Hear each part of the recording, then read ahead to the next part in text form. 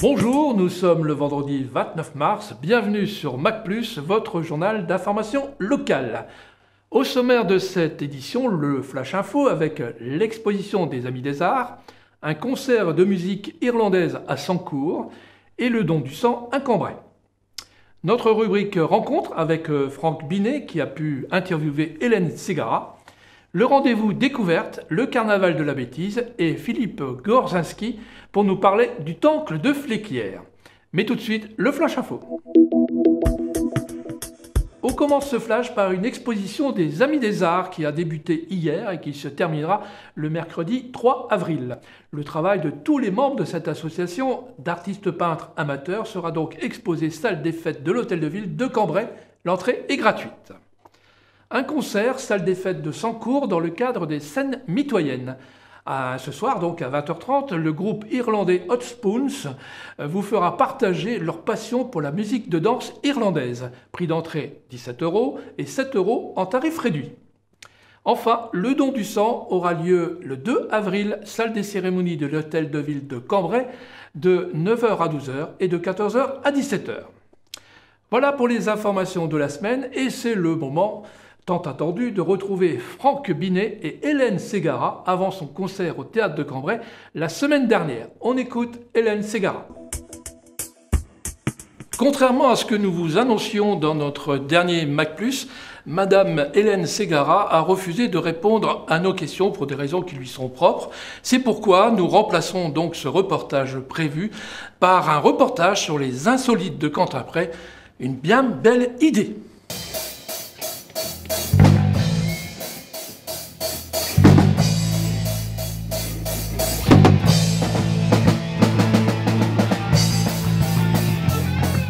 La troisième édition des Insolites de Cantimpré. Le principe, c'est des concerts dans les commerces du quartier de Cantimpré. On est à peu près une dizaine de 13 commerces participants, 13 concerts. C'est la troisième édition. L'année prochaine, on fête les 10 ans. Pour le quartier, c'est une des animations du quartier qui est très dynamique.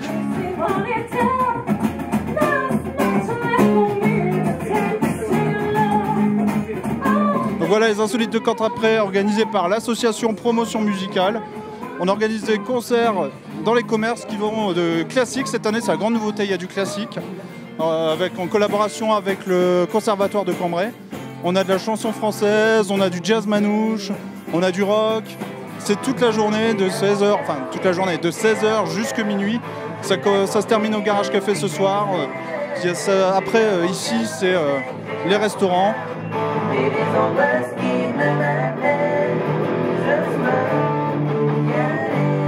Super, franchement super, parce que tout simplement voir des jeunes à leur âge jouer aussi bien, ils ont commencé tôt et franchement c'est super.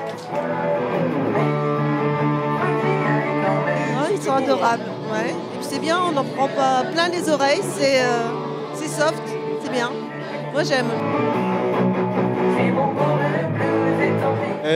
Ici, on l'a organisé chez le sosie officiel de Gérard Depardieu. C'est notre côté insolite. La ressemblance est flagrante, comme vous pouvez le constater.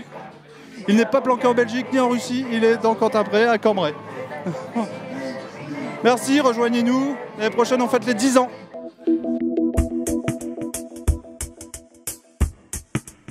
Nous partons maintenant pour un moment festif avec le carnaval de la bêtise qui aura lieu ce samedi à Cambrai. Nous avons rencontré les organisateurs. C'est une association qui a été créée en 2009 dans le but de faire un carnaval dans la ville de Cambrai.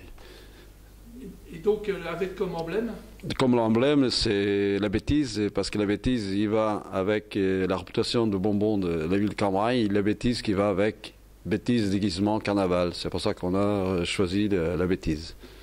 Alors, derrière vous, il y a surprise, peut-être même un mini-scoop. Il y aura une nouvelle figure dans ce carnaval. C'est un géant.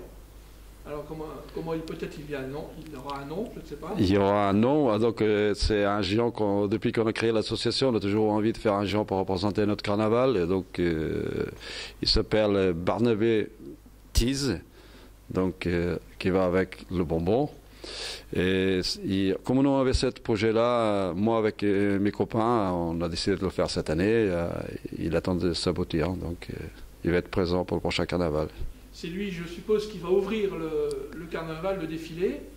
Alors c'est lui qui va être devant parce que comme il représente l'emblématique bonbon de la ville, il va être habillé aux couleurs de la ville, donc il va nous ouvrir le carnaval cette année et puis pour les années suivantes.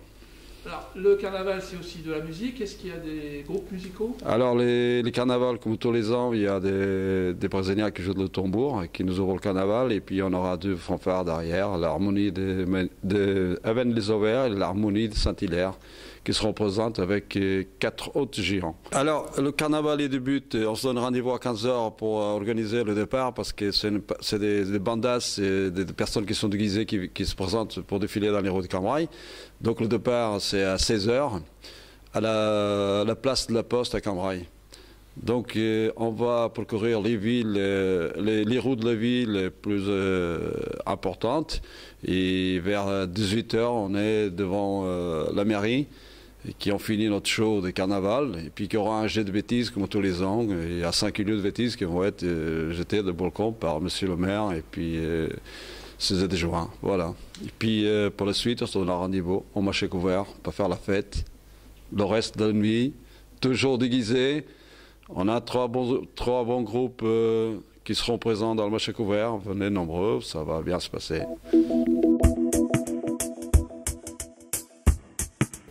Pour m'imprégner de l'histoire et pour apprendre sur l'histoire de la bataille de Cambrai, j'ai eu l'occasion de rencontrer différentes personnes et je dirais qu'il y a une personnalité clé qui m'a conduit en direction de la bataille de Cambrai, c'est Michel Baquet, d'ailleurs qui est l'auteur d'un livre qui était Bataille pour 3 clochers. Pour en apprendre un peu plus, eh bien, le meilleur des moyens, c'était d'interroger la mémoire vive dans les villages. Au cours de mes pérégrinations, j'ai rencontré une dame qui habitait le village de Ribécourt, Madame Bouleux, et Madame Bouleux m'a raconté qu'elle connaissait un endroit où un tank avait été enterré. Et quand elle m'a passé cette information, j'ai été absolument abasourdi. Et très rapidement, il y a une idée qui m'est venue à l'esprit. C'était si on trouve un tank, on pourra peut-être en faire le relais aux générations futures. Il fallait justement un endroit où on explique cette histoire de la bataille de Cambrai. Et puis, je suis allé très rapidement sur le site et ça a été une déception parce que il s'avérait que ce premier témoignage était contredit par d'autres personnes dans le village et aussi dans le village de Fléquières.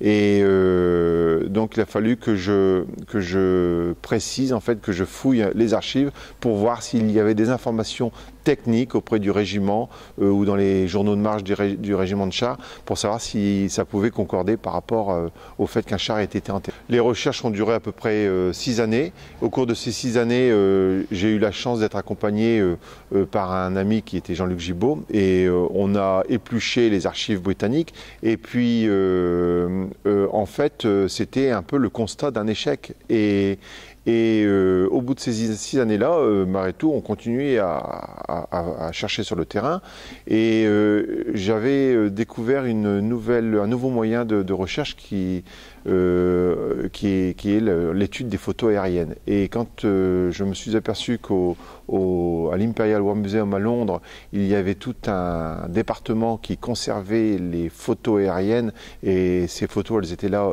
rangées par millions. Et j'ai commencé à éplucher ces photos aériennes et c'est ce qui m'a donné la clé de la réussite. Comparant les photos avec l'emplacement qui m'avait été cité par la personne de Rubécourt, je me suis aperçu qu'il y avait de grandes possibilités avec un tank qui ait pu être enterré. Une fois la localisation effectuée, il a fallu demander les autorisations de fouilles. Et avec l'appui de M. Desfossés, on a obtenu l'autorisation de la sous-préfecture pour entamer la fouille archéologique. Et on était aussi accompagné d'un monsieur qui était un des pionniers de l'archéologie de la Grande Guerre, qui s'appelle M. Alain Jacques. On a commencé à entamer une fouille préventive et très rapidement on s'est aperçu qu'il y avait quelque chose qui était enterré. Donc on avait fait venir une grue pour l'occasion et après environ 2 mètres de terrassement, de creusement, on s'est aperçu que suite à un bruit énorme, c'était le godet de la grue qui avait accroché quelque chose, on s'est aperçu qu'il y avait quelque chose d'enterré. Le tank était là. Voilà. Donc j'ai demandé l'aide des élus pour éventuellement créer un centre d'interprétation historique et culturelle sur la bataille de Cambrai. Alors le centre d'interprétation aura 2 missions. La première, ça sera d'expliquer la bataille de Cambrai, pourquoi pas même d'autres chapitres, par exemple aussi les combats de septembre 1918, mais ça sera toujours sur le thème de la Première Guerre dans le Cambrésis. Et la deuxième mission, ça sera de raconter l'histoire personnelle particulière du char Déborah des 51, c'est-à-dire de l'endroit où il a été construit, jusque là où il a été déchargé, là où il a combattu et là où il a été détruit, là où il a été enterré et là où il a été redécouvert. Donc l'histoire complète du char Déborah des 51. En attendant, c'est la fin de cette émission. Nous vous remercions en tout cas de suivre Mac+ régulièrement chaque semaine et vous pouvez également nous retrouver sur notre page Facebook en nous adressant également vos idées de reportage par exemple. En attendant, rendez-vous la semaine prochaine pour une nouvelle édition de Mac+. Très bonne semaine.